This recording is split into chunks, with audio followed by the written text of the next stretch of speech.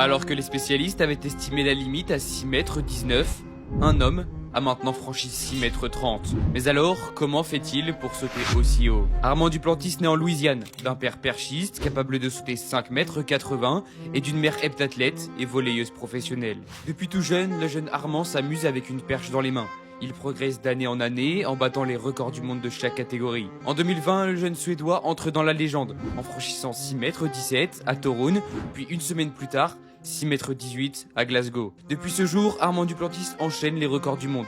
Actuellement rendu à 6,30 m, tout le monde se demande « Mais comment fait-il » En fait, c'est très simple. Au saut à la perche, vous êtes propulsé dans les airs grâce à un bâton. Ce bâton se plie, emmagasine de l'énergie et vous la restitue un peu plus tard. Le but est donc simple, apporter le maximum d'énergie à cette perche et en perdre le moins possible durant le saut. Plus vous prenez des perches dures, plus elles pourront stocker d'énergie. Pour donner de l'énergie à cette perche, une seule option. Courir pour créer de l'énergie cinétique et la transmettre à la perche grâce à un angle et un bras de levier. Ce bras de levier ne peut pas augmenter. Les meilleurs mondiaux ont tous sensiblement le même et pour l'angle, même chose. Votre taille est importante, mais pas que.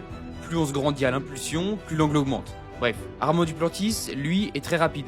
La preuve, il court 10 secondes 37 au 100 mètres et en plus, n'est pas très lourd. Il pèse moins de 80 kg. Donc grâce à sa vitesse élevée, il plie de grosses perches en leur donnant beaucoup d'énergie et se fait renvoyer extrêmement haut du fait de son poids de corps plutôt faible. Cependant, ce n'est pas la seule raison de pourquoi il saute aussi haut.